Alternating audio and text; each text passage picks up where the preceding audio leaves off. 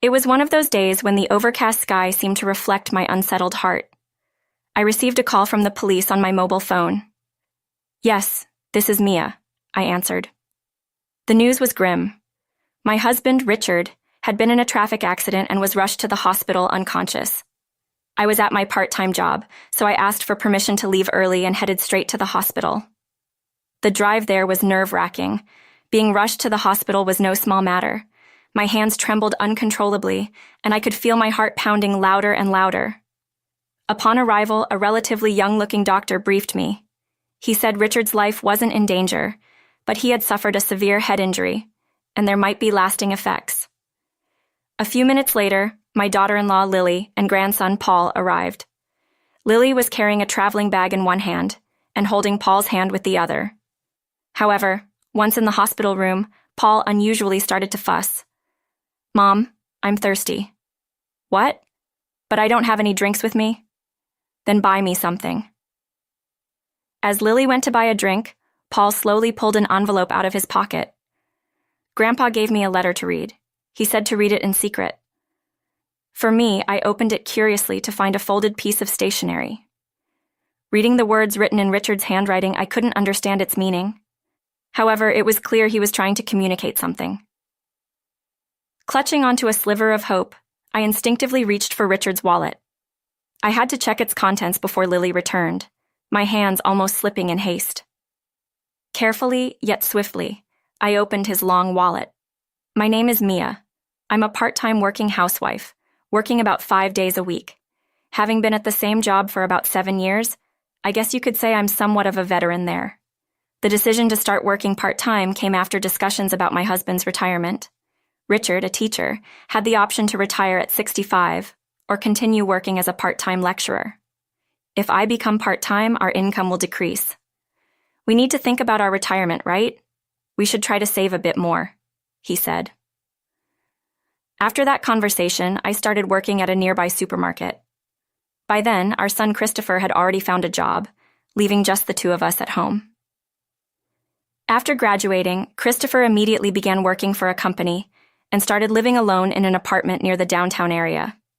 I worried about whether he was doing all right, but he was already a responsible adult. I realized there was no need for undue concern. One day I got a call from Christopher. "Hello, Mom. I've got someone I want you to meet."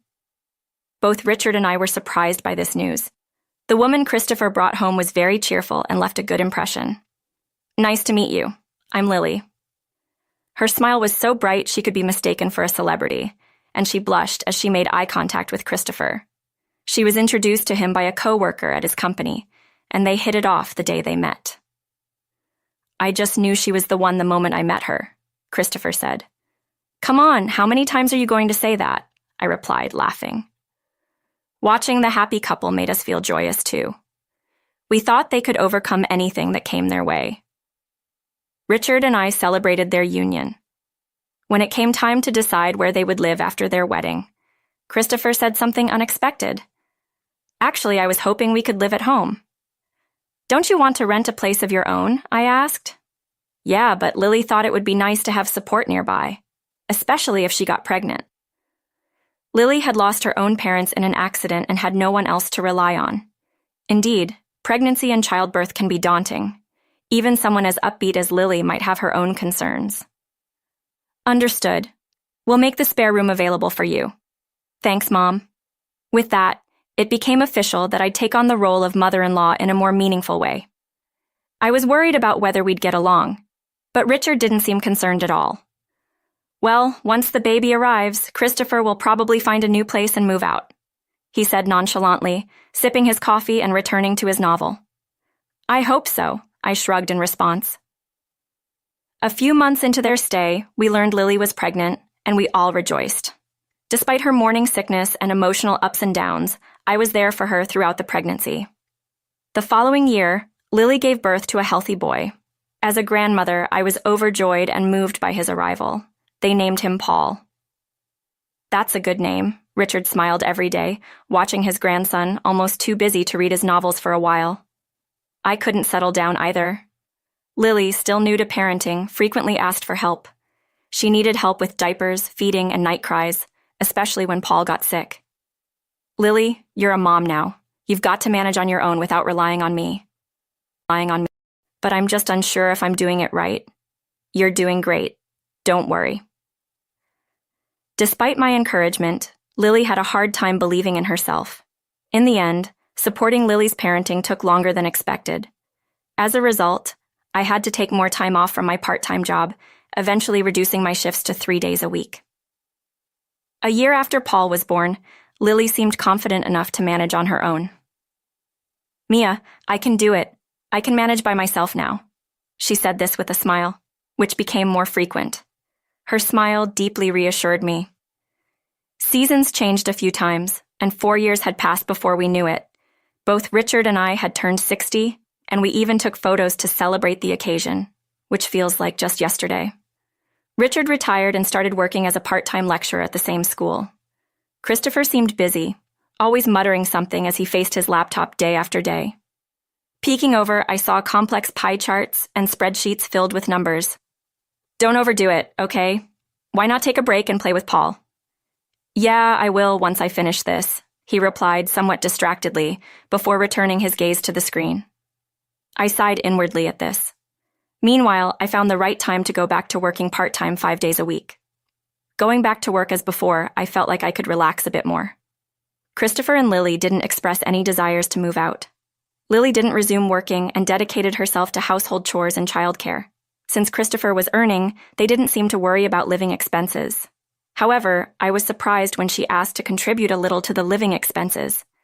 Please, Mia, I'll continue to take care of the household and childcare as before. Isn't Christopher's income enough? We want to save for the kids' education and extracurricular activities in the future. Before I could say more, Richard chimed in. Why not? Education costs a lot these days for kids. His perspective, coming from someone in education, held some weight. It's a wise decision on her part. See, Richard agrees with me. It seems she took Richard's approval as a green light. Reluctantly, I agreed to arrange for some living expenses. Paul started preschool, and it's been 2 weeks since his enrollment.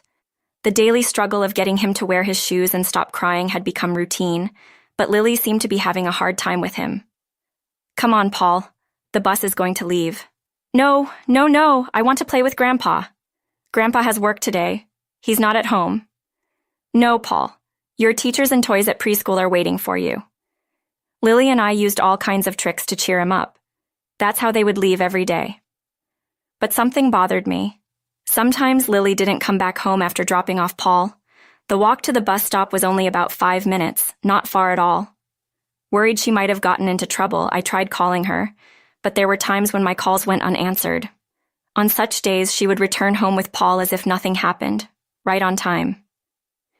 Hey, where did you go during the day? When I asked, she hesitated slightly before responding. Oh, just running errands, shopping for household items, clothes, you know. Seems like you were gone for quite some time, though. Just taking a little break, Mom.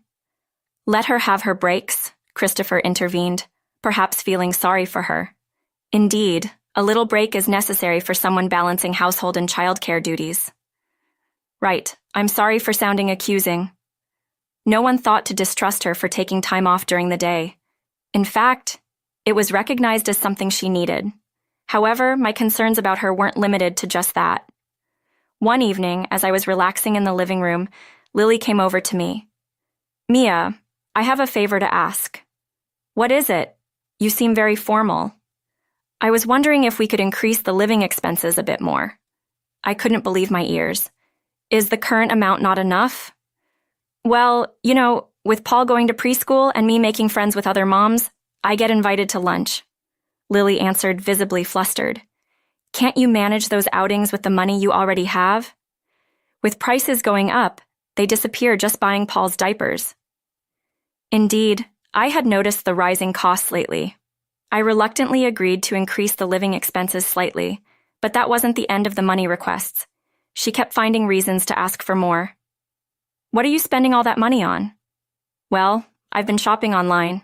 She admitted to using Christopher's laptop for online shopping, buying things impulsively to relieve stress. I suggested finding other ways to deal with stress, which she agreed to at the time. But within a few days, she was asking for money again. This cycle repeated, and I grew tired of it. Lily, you need to think more carefully about how you're using money. That's not it. Then maybe you should consider taking up a part-time job. We can't keep this up. After I said this, Lily left the room with a sad, resigned look. After that day, the persistent requests for more living expenses stopped. Instead, I noticed something strange about Richard. He stopped reading his books and spent time in his room on the computer doing something he wouldn't talk about. It's just school stuff. I'd rather not have it seen. So, how about we go out somewhere this weekend? I've got plans this weekend, sorry. He would then retreat to his room. This behavior was new. He never used to bring work home before. Lately, he also seemed distant from Lily, avoiding her in the house. But then again, I've also caught them whispering in the hallway. Something's definitely off. Feeling uneasy, I discreetly hired a detective to investigate Richard. I hoped there was nothing wrong under our roof. After a few anxious days, fortunately, the investigation revealed nothing suspicious. There was nothing suspicious about them. Whatever I was feeling, it seemed unfounded. Was it all in my head? With these thoughts, I continued my routine, going to the part-time job and back home. It was on a cloudy day, mirroring my unsettled heart, that I received a call from the police. Yes, this is Mia. Yes, Richard is my husband. The officer spoke in a calm yet slightly excited tone. He informed me that Richard had been in a traffic accident, unconscious, and rushed to the hospital. I was so shocked that I could hardly comprehend the rest of the conversation. The background noise suggested it was a serious accident. Okay, I understand. Yes, I'll be right there. Goodbye. I rushed to explain the situation to my manager and got permission to leave for the hospital. The drive to the hospital was agonizing. An emergency transport is never a minor matter. I felt a cold sweat on my back, my limbs wouldn't stop shaking, and my heart pounded louder and louder. Upon arrival, a relatively young-looking doctor briefed me. He mentioned a contusion on Richard's left shoulder, but no life-threatening injuries. However, Richard had sustained a severe head injury, and there might be lasting effects. I was told he would need to stay in the hospital for a while, and I handled the admission procedures. I wondered if it would be faster to have Lily bring things like a change of clothes and a toothbrush. With that thought, I hurriedly called Lily, asking her to bring the necessary items. After a few rings, Lily answered the phone. Hello, Lily. Richard has... Actually, what? I can't hear you very well. Lily seemed to be outside. I could hear the noise of people and passing cars in the background, and for some reason, she sounded rushed in her conversation. Richard's been in a traffic accident and has been hospitalized. I raised my voice to a level that wouldn't disturb those around me. What? Hospitalized? That's terrible. So I need you to bring a hospital set. Got it. I hung up, puzzled by Lily's emotionless response. A few minutes later, Lily and Paul arrived. Lily was carrying a traveling bag in one hand and holding Paul's hand with the other, both in sandals. I had finished all the paperwork, so I went to meet them. Grandpa's sleeping. Tell him to get well soon. Get well, Grandpa. Paul twirled his finger and said so in his lisping voice. I watched, hoping Richard could hear him. Then unexpectedly, Paul said, Mom, I'm thirsty. What? But I didn't bring any drinks with me. Then buy me something. Wait till we get home. But unusually, Paul started fussing about being thirsty. All right, stay here with Grandma. I'm sorry, I'll go to the vending machine. Lily left as if admitting defeat. Grandma, look. Paul turned his pants pockets inside out and took something out. Grandpa gave me a letter for you to read. He said to read it in secret. For me, it was an envelope, unsealed. Curious, I took out the folded stationery inside. Written in Richard's handwriting was, Lily, dangerous evidence in wallet. I tried to calm my racing heart, unsure of its meaning, but it was clear he was trying to communicate something. Could it mean there was evidence in his wallet? We usually don't look through or show each other our wallets, yet there might be a clue here. Holding on to a sliver of hope, I instinctively reached for Richard's wallet. As I thought about checking its contents before Lily returned, my hands almost slipped in haste. Carefully yet quickly, I opened his long wallet. Inside, There was some cash, receipts, a debit card, and hidden among them, an SD card. Could this be what he meant? I picked up the SD card between my thumb and forefinger, lifting it to a level. Just then, I heard Lily's footsteps returning. I quickly stashed the SD card in my jacket pocket and put Richard's wallet back. Is this okay? I don't want it anymore. What? Never mind that. Let's go home. Christopher will be back soon. While soothing a disappointed Lily, we left the hospital room. That night, when the whole family was asleep, I turned on Richard's computer. I inserted the SD card to see what was on it. What could it be? Photos, videos, and some Word documents appeared on the screen. Photos, videos. Richard wasn't the type to carry a camera or shoot videos, so having photos and videos stored like this was unusual. Without hesitation, I clicked on them.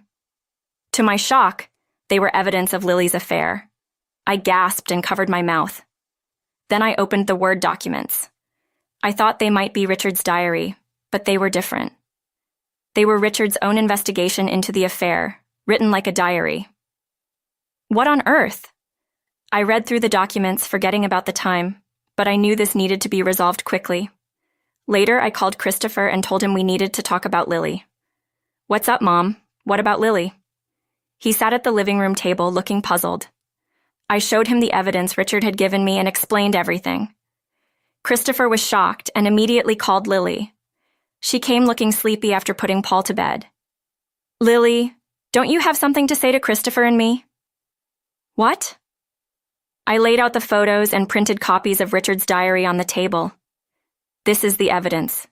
You've been having an affair, haven't you? The photos showed Lily intimately walking and chatting with a man who wasn't Christopher. What is this? Pretending won't help. These photos were taken by a detective Richard hired. I spread them out one by one on the table. And these are photos taken by Richard.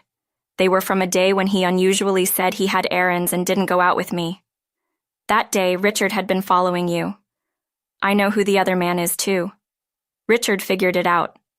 No way. The delivery guy who comes here often. You were doing all that online shopping just to see him.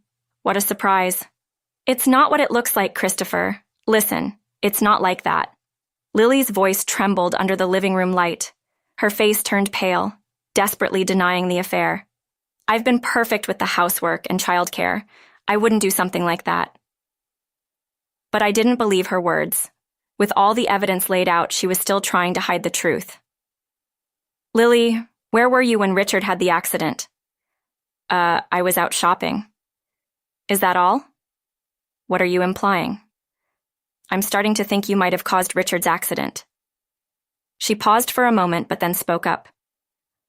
On what basis would you say that? I've read Richard's diary. You were confronted by Richard about the affair, weren't you? What? And at that time, you admitted to it. Not only that, but you also promised to stop if it was kept a secret from the family. Lily's eyes shifted. I continued to press on. But your relationship with that man wasn't over. That's why Richard saw you meeting him at the cafe on the day he followed you. No, that was... Richard overheard you saying you resented him. You were planning revenge, weren't you? Well... So Richard felt his life was in danger, leaving behind photos, videos, and a diary. Christopher nodded in understanding. Dad saved those on an SD card and hid it in his wallet in case something happened to him. In his wallet. The letter Paul gave me revealed it. That short letter given in the hospital room. Without it, I might not have discovered these proofs. Richard knew you were wary of him, but counted on you overlooking Paul, that kid. So he entrusted Paul with a letter to give it to me if anything happened. I methodically continued exposing Lily's actions. And that day, Richard had an accident because of you. No, it's not true. When I called you, Lily, you were still outside, sounding more rushed and different than usual. That doesn't mean... Was it right after you caused Richard's accident? She looked down with her shoulders shaking and then whispered, I didn't think it would go that far. What? I just wanted to scare him a little. I pushed him from behind while he was waiting at a traffic light. That's outrageous. I thought no cars would come by there like always. Then by chance a car came and Richard, how could you do that? Dad could have been... Christopher lunged at Lily. It's not my fault. Richard is to blame for getting in the way. Lily raised her voice in defiance, insisting on her innocence. That argument won't hold. It's clearly your fault. It's not me. I'm not the bad one. A little affair shouldn't matter. How can you say that with Paul around? I still want to be seen as a woman. I can't stand this anymore. I'm calling the police. Christopher took out his mobile phone to call the authorities. I'll testify that Lily caused Dad's accident. Stop, please. I'm sorry. I'm so sorry. For the first time, Lily voiced an apology, crying out. But it was too late for Christopher and me to forgive her. Christopher reported the entire situation to the police over the phone. The next day, we went to the police station with Lily. The police were surprised by the rapid development of the case. Lily, Christopher, and I were interrogated. I submitted all the evidence Richard had collected, but more decisive proof emerged. It was a surveillance camera from a grocery store near the accident scene. The footage showed Lily pushing Richard, becoming irrefutable evidence. Lily was arrested, and Christopher served her with divorce papers. Lily protested, but Christopher was firm in his decision. What about Paul? We'll take care of Paul, and we'll also demand compensation from you and your affair partner in the divorce proceedings. Please have mercy. Without looking back at her, Christopher stated this matter and returned home. Christopher was granted custody of Paul. As for the man Lily had an affair with, he stopped making deliveries to our place. I thought maybe his delivery area had changed, but that wasn't the case. According to his successor, the previous delivery man had suddenly quit his job. Perhaps he left because he wanted nothing more to do with Lily, but he did that to himself. A few days after the accident, Richard woke up, and we were informed. On my day off from part-time work, I visited Richard. Despite the visible cuts and bruises, he smiled when he saw me. My left shoulder still hurts. What about any lasting effects? They did tests, and it seems there are no lasting effects, but I'll need rehabilitation. I'm so relieved. It's a miracle. You're exaggerating. After being discharged, Richard heard about Lily from me and Christopher, and was disheartened. So it came to that. I'm sorry for keeping it from you guys. He apologized to us. Since then, Richard became somewhat withdrawn. He praised and doted on Paul, who had kept his promise, but otherwise seemed distracted. He probably felt guilty for driving Lily to desperation. It's unfair. He did nothing wrong. However, his former students reached out to him. They would stop by our house after school to chat with Richard and then leave. It was clear how much they admired him, even without any upcoming exams. This support must have been a great comfort to him. Gradually, Richard regained his energy and returned to teaching. While I continued my part-time job, Christopher and I took Paul to preschool. With a school play coming up, we planned to attend as a whole family. I wish for nothing but health and happiness for our family. All right, everyone's presentations are done. Nick, the manager, said as he tried to move the discussion forward. Excuse me, I haven't. I recently found out something. Nick interrupted me and began to speak. There's apparently someone in this department who didn't graduate high school and is just a part-timer. Meetings should be for employees only. Absolutely right. His lackey, Mike, of course, agreed with Nick. I'm leaving. After leaving the meeting room, I started to shut down my computer. I noticed that an email had arrived, not in my personal inbox, but in the company's shared email. Thinking, there's no point in speaking up, no one will listen, I went home quietly. The next day, I heard a commotion from Nick's desk. He was staring at his computer screen, his face pale. Nick? Is something wrong? Mike looked at the screen with him. And he turned even paler than Nick. Why is he so angry? Knowing the reason for Mike's distress, I thought to myself, serves them right. My name is Adam. My mother passed away when I was in the 9th grade, and I was raised by my father. Well, you could hardly call it being raised. After my mother passed, my father changed. He drowned his sorrows in alcohol, and though he still went to work, he squandered our living expenses on horse racing. Because of that, I had to start working part-time as soon as I entered high school. Every month, I went to the convenience store with bills in hand that couldn't be auto-deducted from my father's account. Even though I endured it because I didn't want to be alone, I reached my limit in my second year of high school and dropped out. I found a live-in job at a distant inn. Thank you for everything. The day I left home, my father, still staring at the TV, spoke. Take care. That was our last conversation. Back then, 18 wasn't the age of majority, so I needed my father's permission to work, and I couldn't hide my place of employment. Yet, my father never visited me even once. I kept working just to survive, and before I knew it, I was 42. Years of hard work paid off, and I was transferred to the headquarters. I was thrilled to be recognized by the company, as I thought I'd be working in the field until retirement due to my lack of formal education. Listen up. Our work can change the future of our employees. Don't drag us down. On my first day after the transfer, Nick, dressed in an expensive suit, spoke sternly. There was a reason for this.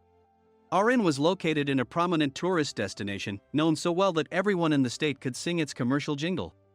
At its peak, we had 5 locations within the state. But that was long ago. Due to financial difficulties and aging facilities, only the place where I had worked for many years and the original establishment remained. I was prepared to lose my job anytime, but now there was a glimmer of hope. With the rise of social media, the tourist area where the inn was located started gaining attention again. Depending on how hard the sales department, where I was transferred, worked, we could either thrive or be forced to give up this prime location to the new hotel chains continuously popping up. For Nick, who had switched careers from another industry to strengthen our sales, this was a battle he couldn't afford to lose.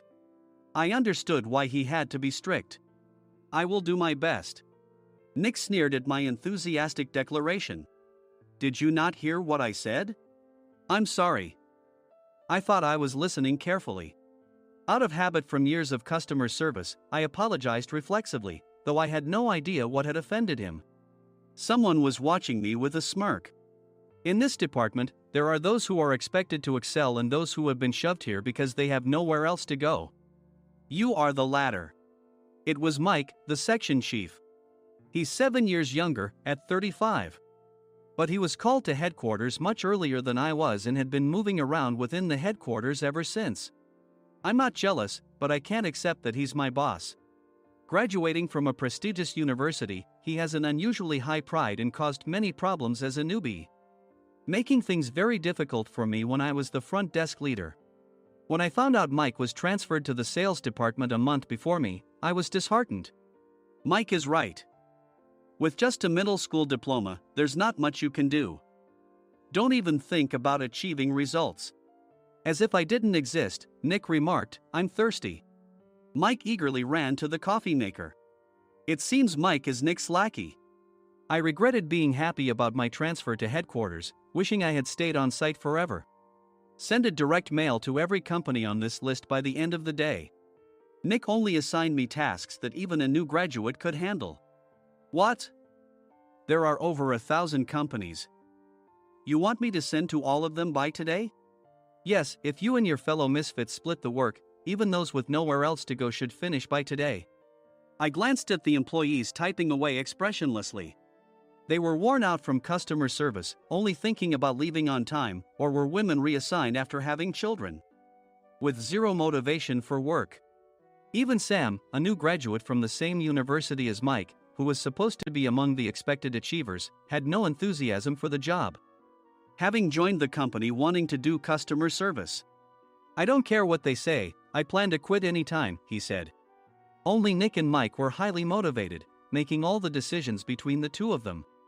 I originally only wanted to work at the inn to survive and had no particular attachment to this job. I swallowed my words, thinking I had no right to reprimand them. About a month after the transfer, Nick told us with a frustrated look. To commemorate the 50th anniversary, we've decided to create a plan exclusive for one group per day. Originally, Mike and I were supposed to come up with it, but our president, Mr. Thompson, insists on hearing everyone's opinions. So, you all get a chance. As Nick explained, Mike began handing out prints. Make sure not to embarrass Nick. If your ideas are half-baked, you'll have to redo them. It seemed that they had printed his handwritten notes by Mr. Thompson, which included several questions and a section for free responses. It made sense why Nick had to seek our input, given that all responses had to be submitted to Mr. Thompson. We were given a week to think about it, and a meeting was scheduled to compile our ideas. My plan is to let guests enjoy both the old and modern America. Nick began the presentations. Guests would watch a master confectioner at a nearby traditional sweet shop make sweets in front of them. The welcome drink would be premium tea in a bottle. Nick's plan was certainly attractive. After his presentation, Nick called on us to present in the order we were seated. Just as I stood up for my turn. "All right, everyone's presentations are done." "Excuse me, I haven't. I recently found out something." Nick interrupted me. "There's someone in this department who didn't graduate high school and is just a part-timer." He was likely talking about me. I joined the company as a part-timer and was made a full-time employee when I turned 20. That was 20 years ago, so Nick and Mike probably had no chance to know until recently. Meetings should be for employees only. Absolutely right. After that, Nick kept creating opportunities to solicit everyone's opinions, purposefully excluding me from speaking. The meeting unexpectedly heated up and went past the scheduled end time. A few people asked to leave, and the discussion continued with the remaining few. "Still here?" Normally, you'd leave in that situation. Though I had no attachment to the job initially, hearing kind words from customers made me want to make them happier. For someone like me, with nowhere to go, the inn was my home and customer service was my life. I felt pathetic about my current self. "I'm leaving." I left the conference room and started shutting down my computer. I noticed an email had arrived, not in my personal inbox, but in the company's shared email. Thinking no one would listen to what I had to say anyway, I quietly went home. The next day, while preparing the DM as instructed, I heard a commotion from Nick's desk. In his haste to stand up, he hit his knee on the desk. He stared at his computer screen, his face pale. "Nick? What's wrong?" Mike, thinking he should be the first to rush over, approached Nick while still wearing his coat. He peered at the screen with Nick.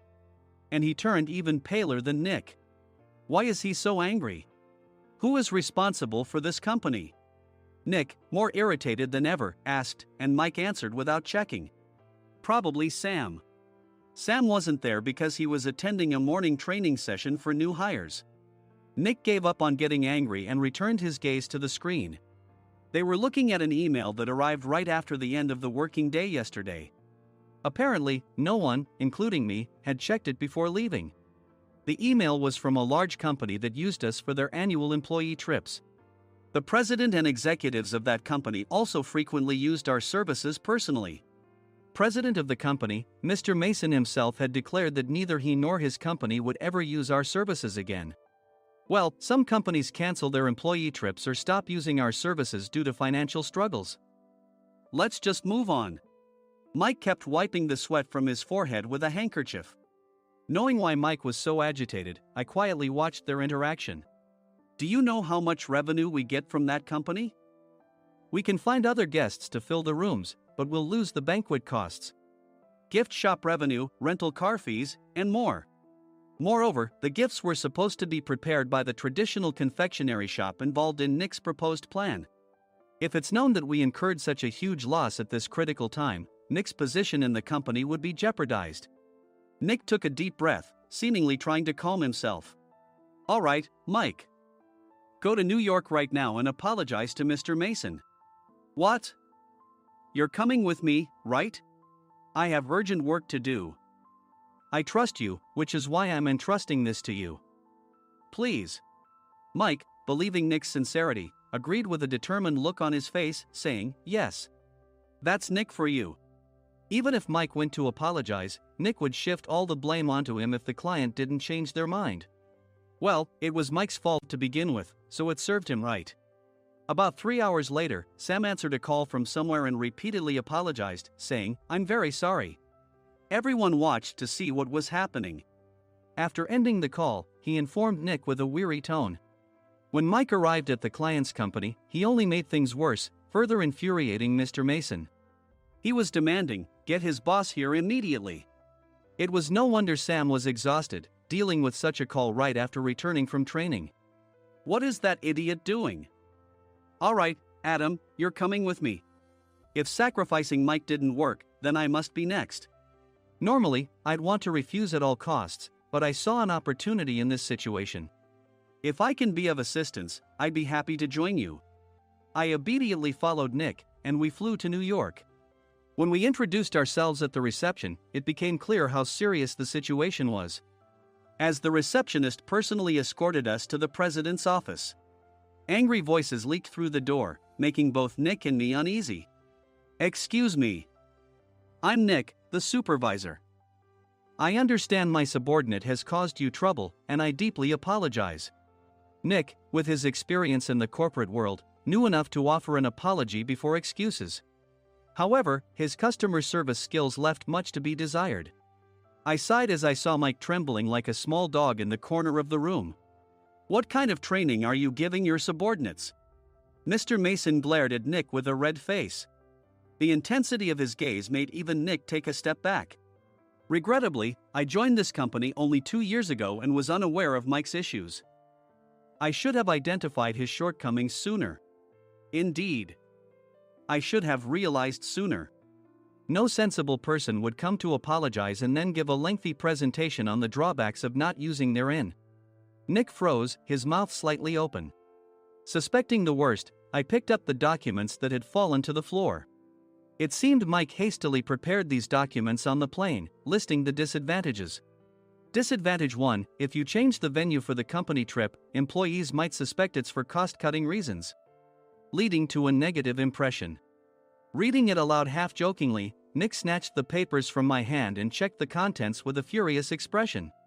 Among the stack of documents was a receipt from a nearby convenience store's copy machine. I felt a pang of dread, hoping he hadn't shown the receipt as well. What do you think he said when I asked what kind of nerve he had to do this? I'm very sorry. Faced with the dire situation, Nick must have thought there was nothing left to do but apologize. In a voice smaller than I'd ever heard from him, he uttered words of apology.